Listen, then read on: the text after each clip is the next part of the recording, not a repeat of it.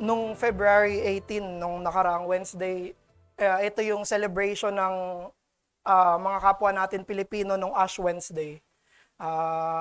Ginugunita yung Ash Wednesday ng mga kapwa natin Pilipino na Roman Catholic bilang solemn beginning ng 40-day Lent season. So 40 days bago yung mahal na araw, ginugunita nila itong Ash Wednesday bilang marka ng panalangin, fasting, repentance, at spiritual preparation para sa Easter.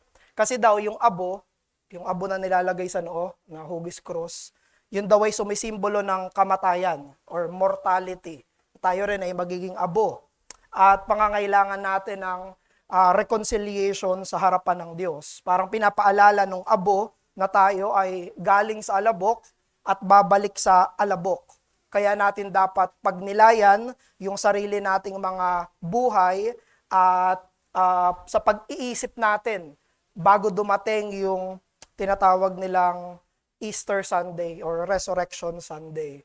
So, of course, we do not agree in many things sa Roman Catholic Church, pero yung sense ng outward manifestation ng inward repentance, yan yung makikita natin dito sa Book of Jonah. Specifically dito sa text natin, sa Jonah chapter 3, verses 5 hanggang 8. Something similar to that happened dito sa ating passage. Kaya tumayo tayo, babasahin natin ang Book of Jonah. Nandito na tayo sa Jonah chapter 3, verses 5 hanggang dulo ng chapter 3. Jonah chapter 3, verses 5 until 10. Jonah 3, 5 until 10.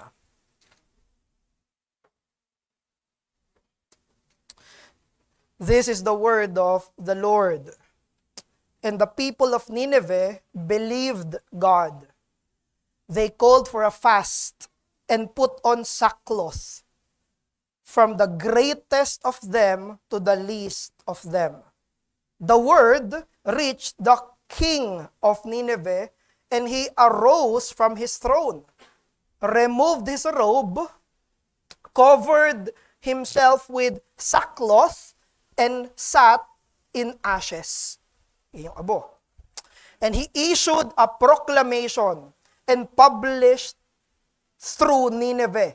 Ito yung proclamation ng king of Nineveh.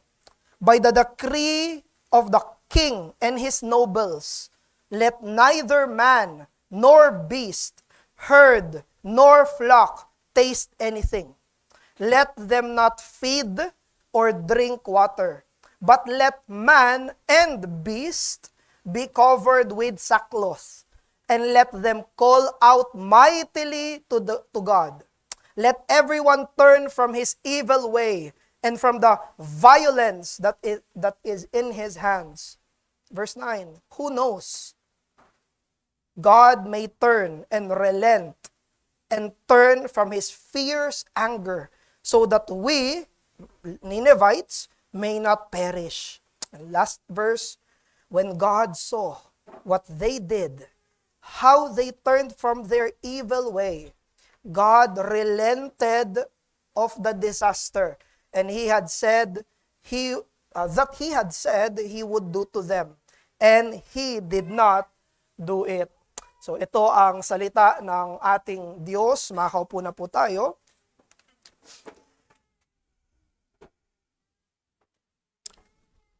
So very short review, chapter 1, ang Panginoon nakipag-usap kay Jonah, sabi ng Panginoon kay Jonah, pumunta ka sa Nineveh, ayaw ni Jonah, pumunta siya sa kabaliktarang lugar, sa Tarshish, at nung nandun na siya sa barko, sa bangka, nagpadala yung Diyos ng malakas na hangin para mayanig yung barko, at napilitan yung mga mariners, yung mga tripulante, yung mga sailors, na itapon si Jonah doon sa tubig, sa karagatan. At nung tinapon nila si Jonah, nung papalubog na si Jonah, anong nangyari? Doon na siya, nagpadala ulit ang Panginoon ng malaking isda. Nagpadala yung Diyos ng hangin, nagpadala yung Diyos ng malaking isda, nilulun si Jonah, at nung si Jonah ay nasa tiyanan ng isda, chapter 2 na. Doon sa chapter 2, ang magbabasa natin mula verse 1 hanggang verse 10 ng chapter 2 ay prayers ni Jonah. Dito niya naalala yung Diyos. Dito niya naalala yung covenant God niya. Dito niya naalala kung kailan mamamatay na siya. Naalala niya yung Diyos kung kailan mamamatay na siya. And he remembered God as his Savior, bilang kanyang tagapagligtas. At pagkatapos ng panalangin ni Jonah, siya ay niluwa ng malaking isda, chapter 2, verse 10, at nagsisignify yun sa resurrection. No? And then now, chapter 3 na, ito yung preaching nung nakarang Lord's Day ni Pastor Erdy, verse 1 hanggang verse 4, at doon sa verse 1 hanggang verse 4, yung the word of the Lord came to Jonah again. Nagsalita ulit yung Diyos kay Jonah, inutusan ulit si Jonah nung parehong utos sa kanya nung simula. Hindi nagbabago yung utos niya. Yung utos niya nung simula, yun din yung, sa chapter 1, utos niya rin kay Jonah sa chapter 3. At nung inutusan siya ng Panginoon, pumunta si Jonah sa Nineveh, at ano yung sinabi doon? 3 days. Sobrang laki nung Nineveh, 3 days kung lalakarin niya ito. At yung preaching ni Jonah, sabi niya, yet 40 days and Nineveh shall be overthrown. Ito yung message ni Jonah. 40 days, mawawasa kayo, Nineveh. Yun yung message ni Jonah. Now, what happened after he preached?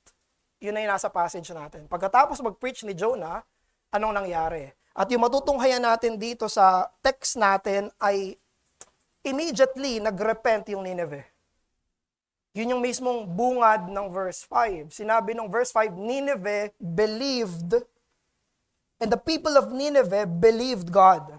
Sa preaching ni Jonah, sa kanyang warning against their sins, sa kanyang foretelling at prophecy ng destruction, nagrepent yung Nineveh. Naniwala sila doon sa preaching ni Jonah. At makakita tayo dito ng mga outward signs ng repentance. Yung tatlong binanggit dito, fasting, putting of sackcloth, and sitting in ashes.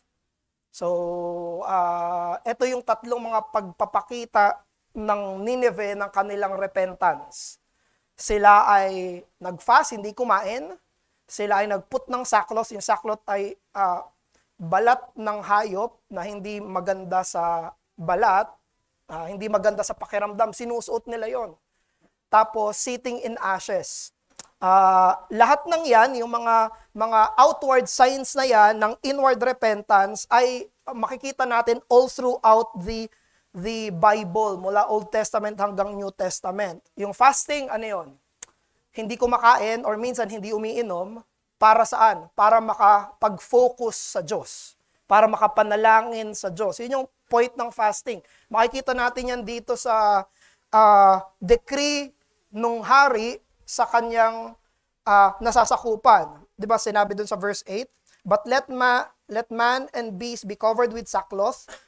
Verse 7, walang kakain, walang iinom, and let them call out mightily to God. So ang purpose ng fasting, ang purpose ng mga yon ay para makatawag sila sa Panginoon ng mainam, ng maigi, ng mas focused, no? So yung sackcloth, usually galing yan sa balat ng kambing. So sinusuot yan kapag nag-mourn, sinusuot yan kapag nag-grieve, sinusuot yan kapag nagre-repent. Yung ashes din, symbolizing yun ng kamatayan, mortality. At nagsisimbolize yun ng judgment ng Panginoon.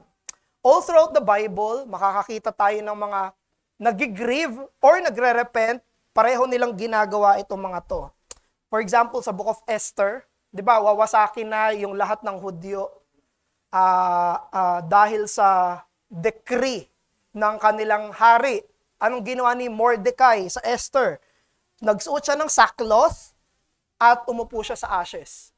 Kasi hinahanda niya yung sarili niya, paparating na judgment sa kanila. Si Job, sa kanyang suffering, anong ginawa ni Job sa Job chapter 1 at 2?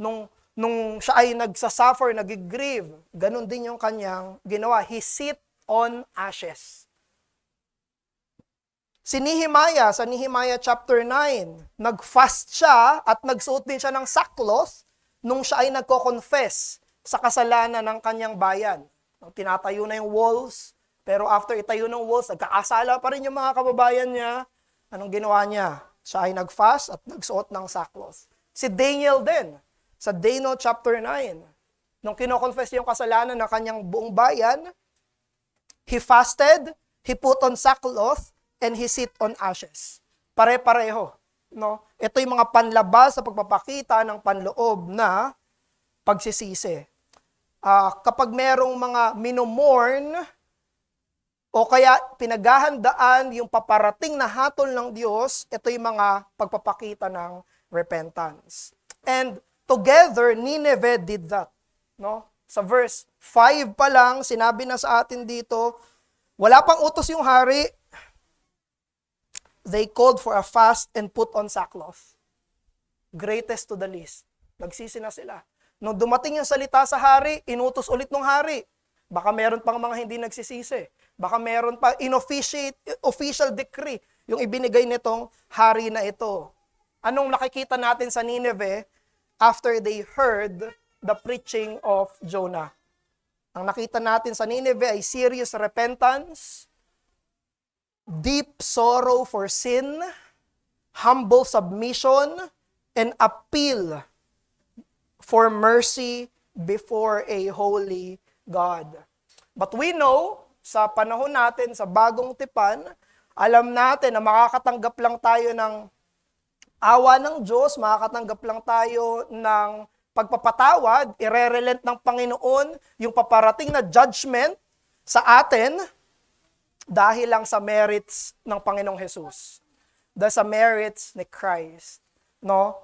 Kaya kapag ine-expose ng salita ng Diyos yung mga kasalanan natin, lahat ng tao ay dapat mag-repent at humingi ng awa sa Diyos, pero nang nakatingin at nang umaapila sa ginawa ni Jesus. Ganoon ang mensahe sa atin ngayong umaga. That when God's word exposes sins, all men must repent and plead for mercy through Jesus Christ alone. Pero ang kinagandahan ng passage natin, hitik na hitik to sa elements or characters ng repentance. Hitik na hitik ito kung ano itsura ng true repentance. Yung verse 5 hanggang verse 9, kasama na rin yung verse 10. So meron tayong tatlong tanong na sasagutin ngayong umaga. Ito yung tatlong tanong. Una, sino yung dapat mag-repent? Who must repent? Number 2, when must they repent? Kailan dapat magsisi? At pangatlo, how must they repent? Tatlong tanong, masasagot dito sa Jonah. Sino magre-repent? Kailan magre-repent? Paano magre-repent? Una, sino yung dapat mag-repent?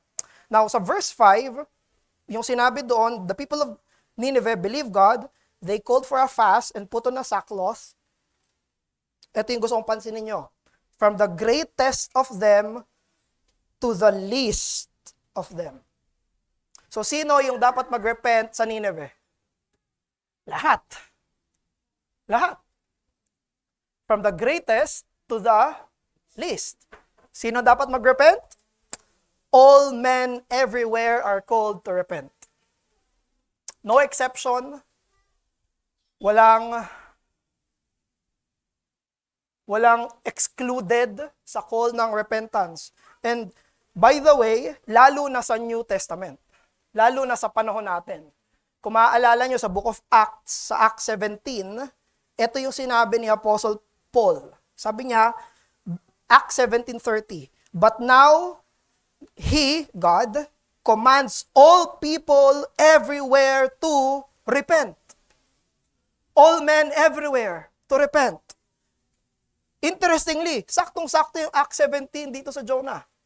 Bakit daw mag-repent ang lahat ng tao? Sabi sa Acts 17:30 to 31, because He has fixed a day on which He will judge the world in righteousness by a man, Jesus, whom He has appointed.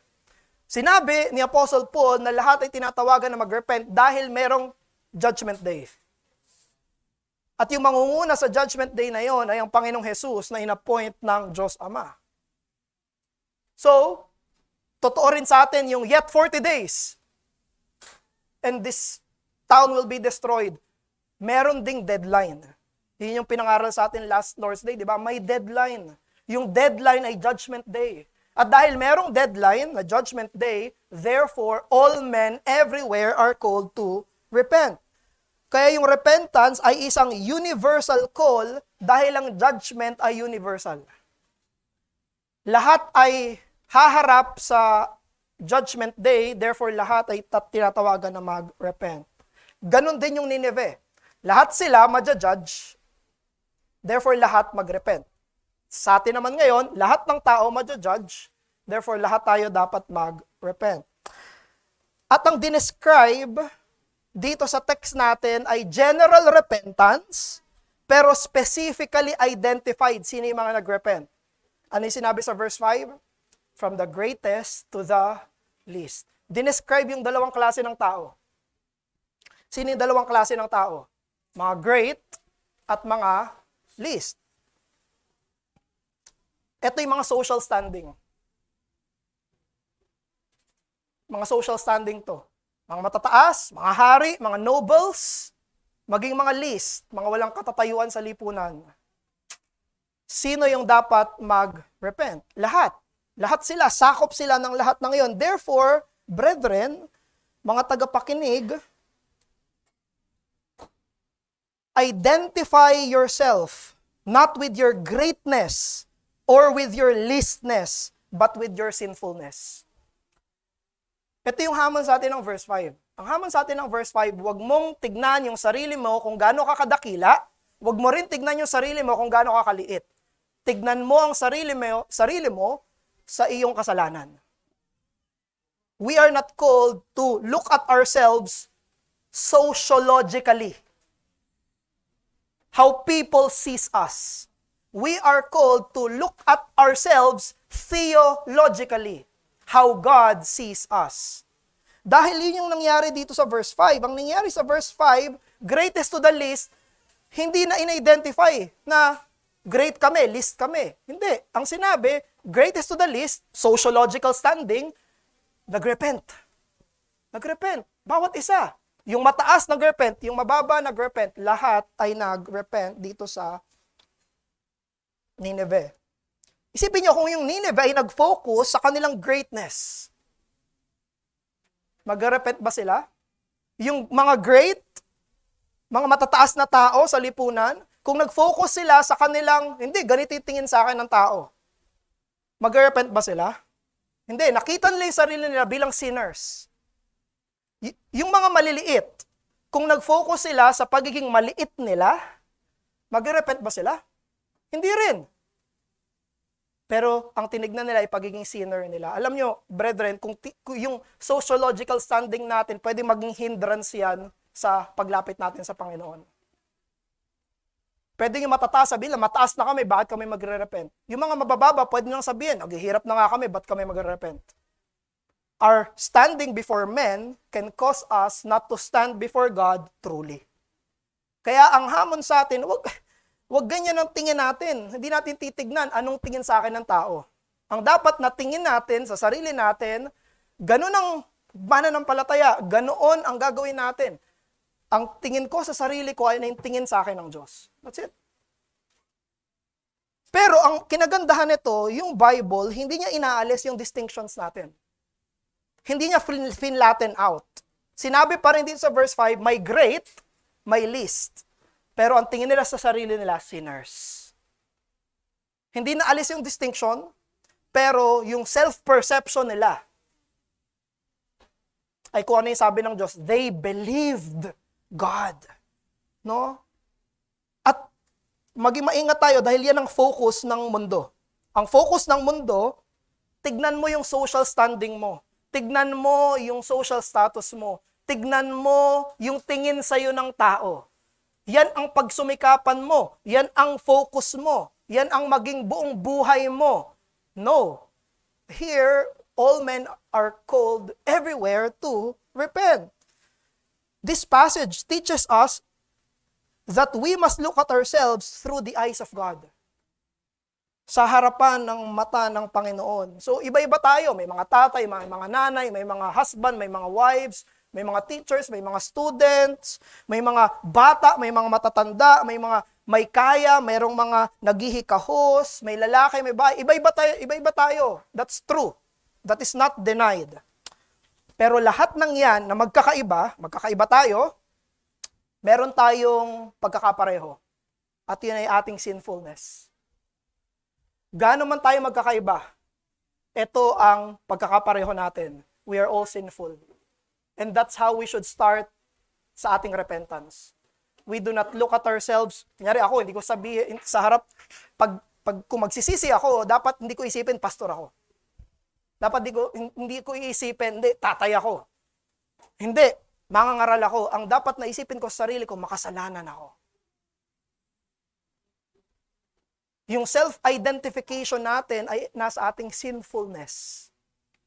Ganon tayo haharap sa Panginoon if we would repent truly. Hindi anong trabaho mo, hindi anong nakamit mo, hindi anong hirap mo, hindi anong prosperidad mo, hindi anong dusa mo, ang iharap mo sa Panginoon, Panginoon, makasalanan ako. That's how you identify yourself. No? Number 2, when must they repent? Okay, lahat tayo dapat mag-repent, pero kailan? Kailan dapat mag-repent? Sino mag-repent? Lahat. Kailan mag-repent? Now, right after mangaral ni Jonah, ang sinabi sa verse 5, the people of Nineveh believed God. Kailan sila naniwala sa Diyos? Kailan sila nagput ng sackcloth and ashes? A fast and sackcloth? Kailan? After mag-preach ni Jonah. Ano yung preaching ni Jonah?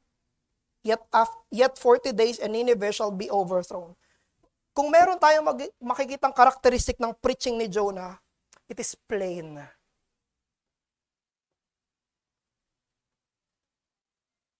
Napakasimple, napakapayak,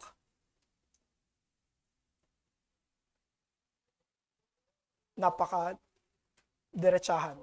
By the way, ayaw pa ni Jonah mag-preach. Sa preaching ng isang umaatras na mangangaral, sa preaching ng isang mangangaral na ayaw naman silang maligtas. Mababasa natin sa chapter 4. No? Ayaw ni Jonah maligtas itong mga to. Doon sa ganong klaseng pangangaral, doon sa ganong klaseng pagtuturo, naniwala at totoong nagsisi yung Nineveh. Nilagay ko dyan sa notes nyo yung Matthew 12, pinalagay ko. Matthew 12, 39 to 41. Dahil binanggit ni Jesus, etong portion na to sa New Testament. In-apply ni Jesus yung narrative ng Nineveh sa panahon niya. Nung kaharap niya yung mga scribes and Pharisees. Nabasahin natin. Matthew 12, 39 to 41. Then some of the scribes and Pharisees answered, saying, Teacher, si Jesus yon, we want to see a sign from you. Anong gusto ng scribes and Pharisees kay Jesus? Signs.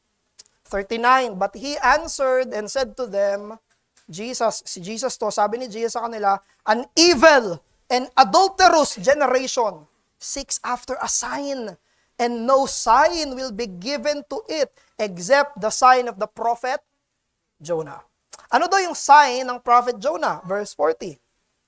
For as Jonah was 3 days and 3 nights in the belly of the great fish, so will the Son of Man, sino yung Son of Man? Si Jesus, will be 3 days and 3 nights in the heart of the earth.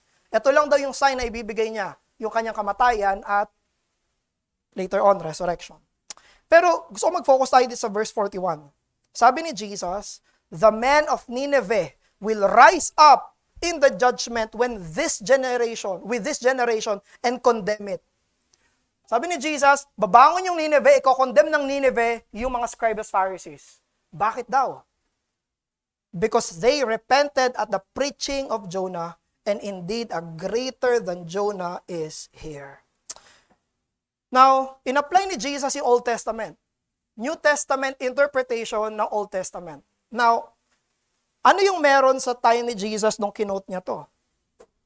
Yung mga scribes at Pharisees, anong gusto nila para maniwala sila kay Jesus?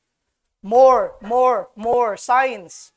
Panginoon, bigyan mo kami ng senyas. Panginoon, magpakita ka ng milagro. Panginoon, magpakita ka ng mga supernatural, extraordinary, para mas maniwala kami, para magsimula kaming maniwala na ikaw yung Mesayas. At in-apply ni Jesus yung time yung preaching ni Jonah, yung belief ng Nineveh sa time niya. You see, people in their time, in Jesus' time, wanted more proof. Wanted more miracles, wanted more signs. Pero yung Nineveh, sila ay naniwala, walang signs, walang miracles, walang extraordinary. Yung preacher pa nila, pilit pa. Napilitan pa. Pinalunon pa ng Diyos sa malaking isda para lang mag-preach doon. Ayaw na ayaw pa. Imagine kung paano nagpe-preach si Jonah. Na ayaw niya. 40 days, this city will be overthrown. Bahala kayo. O, 40 days, this city will be overthrown. Sige, nasabi ko na, bahala kayo, nasabi ko na. Sipin nyo, ganong klaseng mga karal. Tapos, sabi ni Jesus, Nineveh repented. Pero itong mga to, yung mga scribes and Pharisees, gusto pa more. Kailangan more miracles. Yung Nineveh ay may lesser revelation. Yung Nineveh ay may plainer preaching. But their hearts were convinced and therefore they repented. Ano yung sinasabi sa atin dito sa verse 5? Na kapag yung kasalanan ay na-expose ng plain Word of God, conviction and confession must follow. Plain, simple, payak, simple, hindi pilitan, hindi extraordinary, walang mga maggarbong mga nangyayari, payak. Dapat daw, mapapaniwala tayo at makonvict tayo at mag-confess tayo ng ating mga kasalanan. I would argue, ganyan mismo yung nangyari nung kinuwento ni Jesus yung parable ng rich man and si Lazarus. Di ba may mayaman, si Lazarus mahirap, napunta sila si Lazarus sa Abraham's bosom, yung rich man sa hell. Tapos sabi nung rich man kay Abraham, sabi niya, Father Abraham, ipadala mo si Lazarus. I-resurrect mo si Lazarus. Parang kaya ni Abraham no? So, i-resurrect mo si Lazarus, ipadala mo kasi meron pa akong 5 kapatid na nabubuhay. Sabi ni Abraham kay rich man, meron silang law, Moses and the prophets. Doon sila makinig. Ano ibig sabihin ng Moses and the prophets? Old Testament.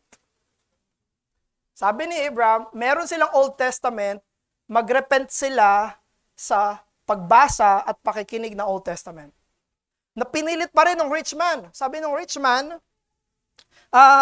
no, Father Abraham, but if someone goes to them from the dead, they will repent. Very persistent itong rich man. Sabi niya, hindi pa, pag may nabuhay mula sa pangatay, magsisisi sila. Ito yung sabi ni Abraham. If they do not hear Moses and the prophets, neither will they be convinced if someone should rise from the dead. Kahit anong milagro, kahit anong extraordinaryo, kahit anong supernatural, kung hindi ka maniniwala sa payak na pagtuturo at simpleng mababasa sa Biblia, sabi ni Abraham, they will not repent. Hindi yung miracles, hindi yung extraordinary things ang magkoko sa isang tao para magrepent. Ang magkoko sa isang tao magrepent ay kung paniwalaan niya yung sinasabi ng Diyos. Therefore, brothers, be repentant whenever the plain Word of God exposes your sins. Doon tayo magsisi sa simpleng exposing ng Word of God. Doon tayo magkaroon ng pagsisisi. Remember that Jonah was a hesitant preacher. Hindi passionate yung kanyang pangangaral. Hindi ito engaging. Wala itong signs and wonders. Brothers, do not wait for the dramatic. Do not wait for the thunder. Do not wait for the scolding. Do not wait for the disciplinary spank of God before you repent. Repent at the plain reading of the Word of God. Huwag kang maging katulad ng mga skriba, pariseyo, naghihintay pa at humihingi pa sa Diyos ng dagdag na pruweba bago ka magsisi. Don't. Ito yung marka ng malusog na pagkakristyano. Ang marka ng malusog na pagkakristyano ay hindi niya hihintayin na pagalitan pa siya. Isang salita lang, mahinahon, payak, simple lang. Sabihin, halika, susunod agad. Hindi kailangan taasan ng boses. Hindi kailangan na may pamalo. Hindi kailangan na may kulog, may kidlat. Hindi kailangan ng dagundong bago magsisi. Brothers, that's a call for us. Do not be like the scribes and Pharisees na nanghihingi pa ng dagdag. Huwag mo sabihin, hindi kailangan ko ganito bago ako magsisi. Ganyan yung scribes, ganyan yung Pharisees. Do not be like them. Be like Nineveh. Yung Nineveh, plain, hindi na tinitignan yung mga aral, hindi tinitignan yung medium na pag ganyan pagkakasabi mo, hindi ako mag-repent. Hindi. Dahil salita to ng Diyos, magre-repent ako. Plainly. Binasa mo lang sa Bible, mag-repent ka kaagad. No? Let your plain reading of the Word, the plain preaching of the Word, the plain conversations, fellowship about the Word, convict us of our sins and cause us to repent. Now, pangatlo, ito yung pinakamahalaga sa lahat. Pinakamahalaga. Paano tayo dapat mag-repent? Alam nyo, walang assurance yung Nineveh kung sila ba ay makakaligtas. Pag pinansin nyo yung preaching ni Jonah, walang sinabi doon na gawin nyo to, tapos titigil yung Diyos sa pagwasak. Wala. Ang sabi lang ni Jonah, 40 days, mawawasak kayo. That's it. Walang sinabi si Jonah na way of salvation. Walang sinabi si Jonah na grace. Kaya ginawa ng Nineveh, talagang ginawa nila lahat. Ang ginawa, nag-fasting sila, nagput sila ng sackcloth, lumuhod sila sa ashes, nag-decree yung hari, lahat kayo, walang kakain. Magmakaawa tayo sa Diyos. Pero after all of that, brethren, after lahat na pinagagawa nila para sabihin sa Diyos, Panginoon, wag niyo kaming puksain. Pagkatapos ng lahat ng yon, alam niyo kung ano yung hope nila? Tingnan niyo yung verse 9. Ito yung hope nila. Hope ng Nineveh ay verse 9. Sabi sa verse 9, gawin niyo lahat to, gawin natin lahat to. Tapos sabi nung king, who knows? God may turn and relent and turn from His fierce anger so that we may not perish. Tama ba yung ginawa ng Nineveh? Yes. Totoong humility yung ginawa nila sa harapan ng Panginoon. Humility yon. Nagmakaawa sila, sinabi nila na wag niyo kaming wasakin, wag mo kaming puksain, Panginoon. True humility yon. Ganyan yung repentance. Ang repentance ay totoong pagpapakumbaba. Humihingi ng awa. Now, ito yung pinagkaiba natin sa Nineveh.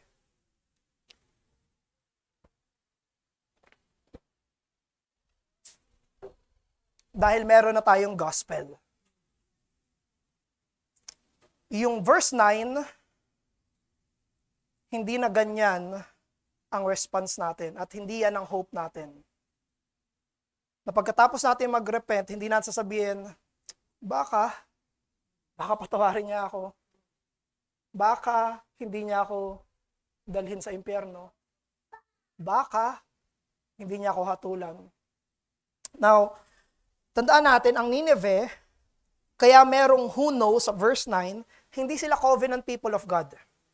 Wala silang special revelation. Wala silang Torah. Wala sa kanila si Moses. Wala sa kanila yung Genesis, Exodus, Leviticus, Deuteronomy, Numbers. Wala sa kanila yung special revelation ng Panginoon. Ang special revelation na meron sila ay yung sabi lang ni Jonah. That's it. Hindi sila covenant nation. Hindi nila alam na merciful, may loving kindness, slow to anger ang Panginoon. Hindi nila alam yon. May sarili silang Diyos eh. Sila'y pagan nation. They do not know But Nineveh's repentance was real. Totoong-totoo yun. Sincere yung kanilang response sa warning ng Panginoon. Kaya yung pinaka-best hope nila doon sa revelation na meron sila, walang covenant promise, warning lang, ang best hope nila ay, who knows? Baka hindi niya kami wasakin. Baka tumigil yung Panginoon, si Yahweh. They had a threat, but no revealed atonement. But again, brothers and sisters, we are not Nineveh. Today, hindi tayo Nineveh, may greater revelation tayo. Sinabi ni Jesus, one who is greater than Jonah is here. Therefore, kapag tayo ay nagrepent, tayo ay nakatingin kay Hesukristo. At dahil tayo ay nakatingin kay Hesukristo, na siyang pumawi na ng galit ng Diyos, tumanggap na ng hatol ng Diyos na para sa atin, when we repent, we look at the merits of Christ at the cross, and we can be, one word, assured. Meron tayong assurance na tayo ay hindi nahahatulan ng Diyos when we repent. Mga kapatid, ito yung pinagkaiba natin sa ibang mga hindi ebanghelyong relihiyon. Walang assurance of salvation sa Roman Catholic Church. Walang assurance of salvation sa Islam. Walang assurance of salvation sa iba't ibang nagpapakilalang Kristiyanong relihiyon dahil nakabase sila sa kanilang mga gawa. Meron akong kailangang gawin at lahat ng kailangang gawin hindi palaging sapat. But we know the gospel. Ang ebanghelyo, ang tinuturo ng ebanghelyo, sapat yung ginawa ni Jesus. At dahil sapat yung ginawa ni Jesus, meron tayong kasiguraduhan. Sinabi sa 1 John 5:13, gusto ba ng Diyos na may assurance tayo ng salvation? Gusto ba ng Diyos na may assurance ka, Kristiyano, ng salvation? Gusto ba ng Diyos, sigurado ka? Gusto ba ng Diyos, hindi ka nagdududa kung Kristiyano ka ba? 1 John 5:13, sinabi mismo ng Diyos, inspired si John, sinulat sa Bible. Sabi ni John, I write these things to you who believe, believers, in the name of the Son of God. Bakit daw sinulat ni John yung 1 John? Para yung mga believers, anong sabi? That you may know that you have eternal life. Gusto ng Diyos na yung mga mananampalataya ay siguradong sila ay ligtas. Siguradong sila ay pinatawad. Therefore, dahil sa ebanghelyo, kapag tayo ay nagsisisi, ang ating pag-asa ay hindi who knows. Ang ating pag-asa ay surely. Sigurado. Hindi na ako pupuksayin ng Diyos. Sigurado. Dahil sa tinapos na gawa ni Hesukristo, when we repent, brothers and sisters, pag nagsisisi tayo, ganito dapat tayo magsisi. How should we repent? We appeal to the finished work of Christ when we repent. Walang ganitong pagsisisi sa mga non-gospel religions. Ang mga non-gospel religions, pag nagsisisi, puro inward.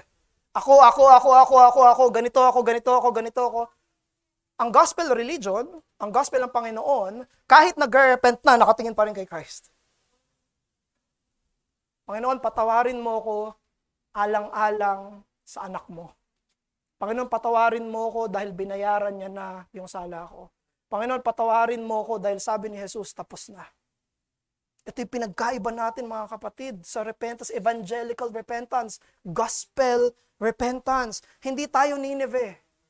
Hindi natin sasabihin na pag nag-repent ako, baka patawarin niya ako. No! Sabi ng Panginoong Jesus, it is finished. Anong sabi ni Jesus? Tapos na. Binayaran niya na. Kaya pagkakamali sa atin, pagkakamali sa pwesto natin, kung nagsisisi tayo ng hindi ganito, Kung nagsisisi tayo tapos sinasabi natin, perhaps, papatawarin ako ng Diyos kung mas umiiyak ako. Papatawarin ako ng Diyos kung mas sorrowful ako. Perhaps papatawarin ako ng Diyos, perhaps hindi ko sigurado kapag mas nasasaktan ako. Should we be broken for our sins? Yes. Does our brokenness merit our forgiveness? No. Hindi nakabase sa intensity ng pakiramdam natin ang kapatawaran ng Diyos. Nakabase ito sa intensity ng judgment ng Diyos kay Jesus. Natapos niya na. Ginawa niya na. Bigyan mo ko ng isang verse, bigyan mo ko ng kahit isang verse na nagtuturo na papatawarin ka ng Diyos dahil sa brokenness mo. Dahil sa luha mo. You will find nothing in the Bible.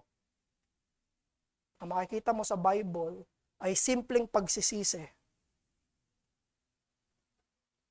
na nakatingin sa Panginoong Hesus, umaapila sa Panginoong Hesus.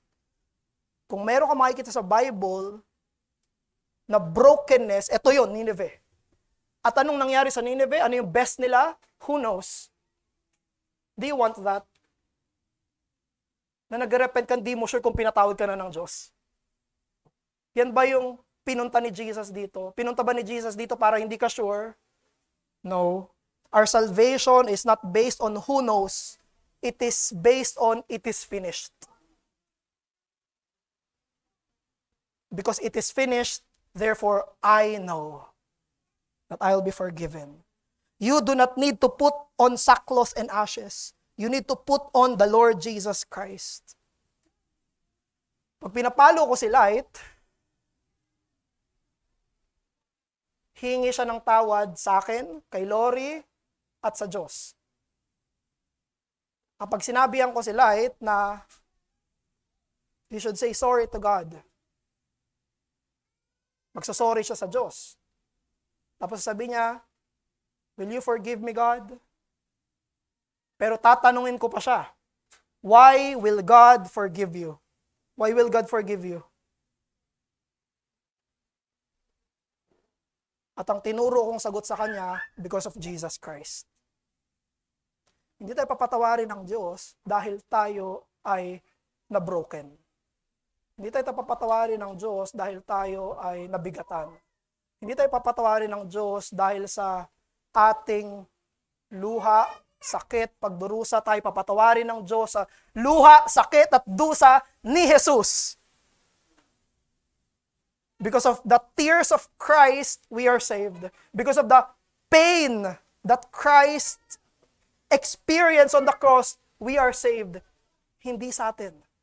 Our repentance merits nothing. Our repentance is given by God with forgiveness because of the Lord Jesus Christ. Ito yung glory ng gospel. Papatawarin tayo ng Diyos dahil kay Jesus. That's basically. Therefore, brethren, kasi ganito ako lalo na dati, ganito ako. Alam mo yun, naging Calvinist na ako, nag-repent ako sa kasalanan ko, hindi ako hurt enough. Kailangan medyo hurt enough ako para may sense ako na pwede na akong lumapit sa throne of grace. Alam niyo ginagawa ko dati? Pag alam ko nagkasala ako, tapos hindi ako makalapit sa Diyos, anong ginagawa? Nanonood ako ng Paul Washer. Para pag nakita ko Paul Washer, kailangan masakit. Para pag lumapit ako sa throne of grace, masakit. You go to God directly. Hindi mo ihaharap sa Diyos yung iyong penitensya. Hindi ka nagpe-penitensya bago ka pumunta sa Diyos. Huwag kang magpenitensya bago ka humarap sa Diyos. Humarap ka sa Diyos at umapila ka sa tapos na ginawa ni Jesus when you repent. It's not our pain, but Christ's pain that will merit our forgiveness, brothers. Sabi ni Jerry Bridges sa Disciplines of Grace, dito tayo magtatapos. Even our tears of repentance need to be washed by the blood of the Lamb. Let's pray. Ama namin, maraming salamat po sa Book of Jonah, alam namin, O Diyos, na ito ay hitik na hitik sa usapin ng repentance. Mapasalamat po kami kasi sinulat nyo to. Mapasalamat po kami dahil tinuruan nyo kami kung paano mag-repent. Panginoon, tulungan nyo kami na maging gospel-centered, maging sa aming repentance. Tulungan nyo kami, O Diyos, na hindi namin iharap sa iyo ay yung aming emotional penitensya. Turuan nyo kami na ang iharap sa iyo ay si Jesus palagi. Hindi sarili namin, si Jesus palagi, O Diyos. Sa Kanya kami umapila, siya ang maging confidence namin at pag-asa namin. Patawarin niyo po kami sa aming katigasan at patawarin niyo kami sa hindi pagtingin sa iyong bugtong na anak. Sa Kanya kami tumitingin ngayon, O Diyos, sa pangalan niya na higit kay Jonah. Amen.